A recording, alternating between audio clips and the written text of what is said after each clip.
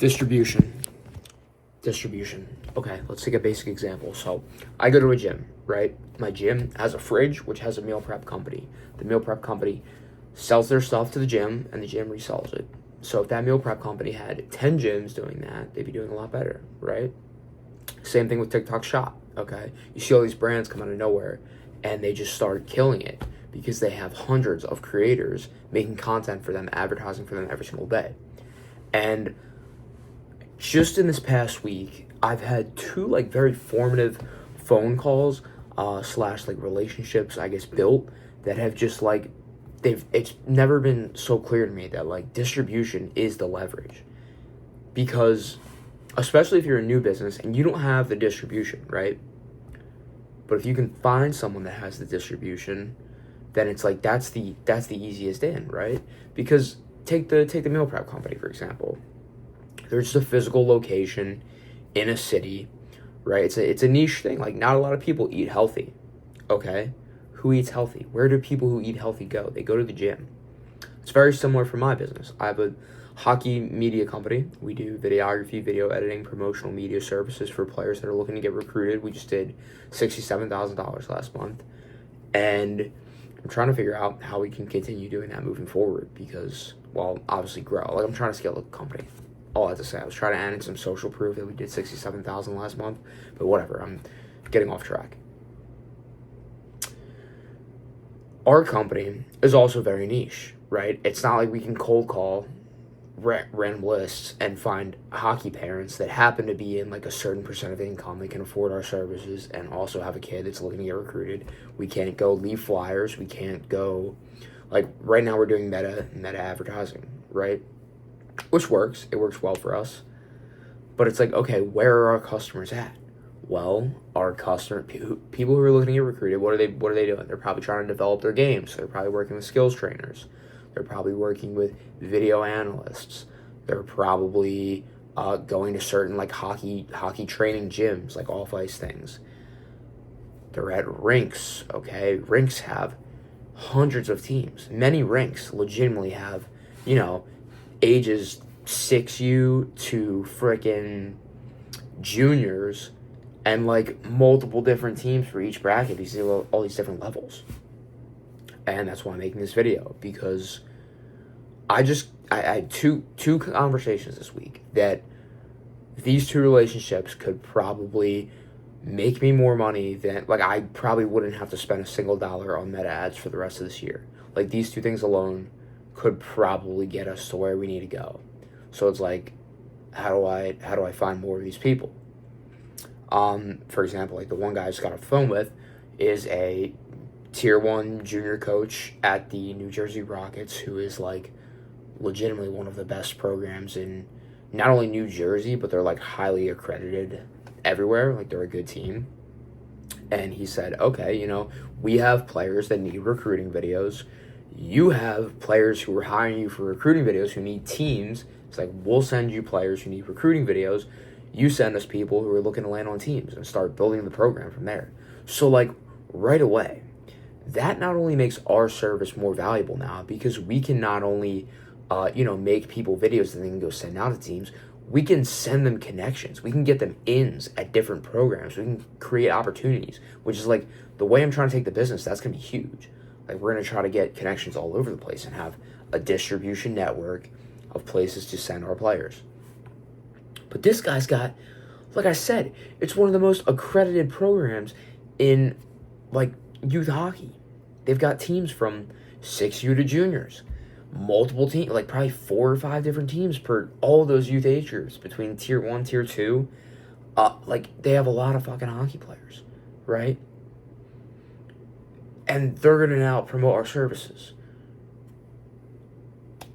The leverage there is insane.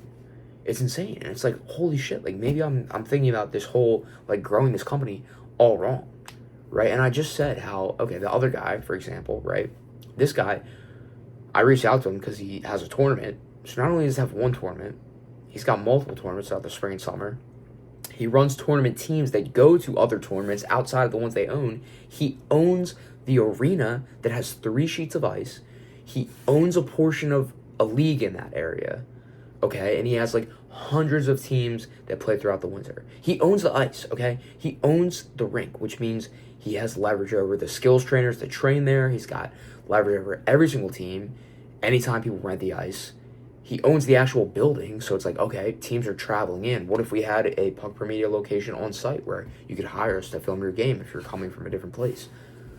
Whatever. All that to say, those two relationships that I just made this week could make me more money than all of my meta advertising combined, right? And I set a goal this year. My company's going to do $1 million in revenue this year. I'm saying this right now. Fuck you, okay? $1 million in revenue. But now I'm thinking, I've been meditating a lot lately, trying to get back into the mindfulness side of things. Is like, why $1 million? Why is $1 million the cap? Like, there's no cap. Like, there's no limit to the amount of money you can make. Like, why can't we do 3? Why can't we do 5? Granted, those are pretty crazy numbers, like going from 1 million to 3, like whatever. But it's not impossible. And when I think about the way we would do this, it's distribution. Because like I just said, these two locations that I just happen to get in contact with, the one guy I sent an email to, and not even knowing that he like owns everything, he's got all this leverage. The other guy came in from our meta advertisements. And it's like we're not even making an intentional effort to get with these people, to get into these programs, these distribution networks of hockey players.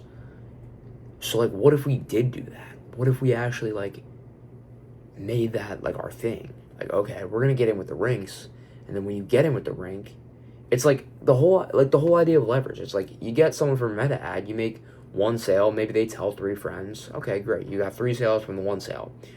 You make one sale to a hockey rink, you have thousands of players. And it's like, this sounds so obvious, but I don't know why I'm not like, duh, Jack, wake up. So I guess it's a matter of figuring out how to like intentionally cultivate more of this, because like these two things this week are like mind-blowing. And obviously like we need to have enough videographers and staff to fulfill that. That's gonna be the hardest part. Like I think, you know, if we had unlimited supply and like if this is gonna sound so dumb, if operations weren't a constraint, I bet we could market to 5 million this year.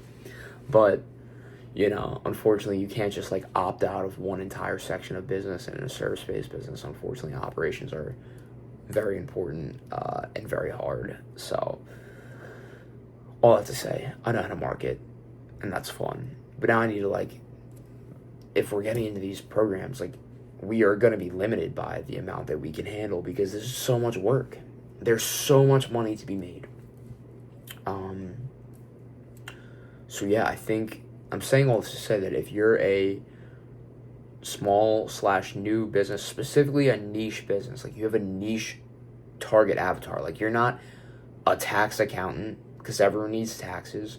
You're not a health supplement, I don't know, fuck, I'm brains fried here. Okay, if you're a niche company, like we serve hockey players who are looking to get to the next level, only hockey players, and then hockey players that are specifically good and looking to get better and get to the next level. Like, that's a niche within a niche, and they have to have parents that have some money, because we charge a lot of money. So that's a niche within a niche, and it's like that kind of automatically cuts out a lot of traditional advertising.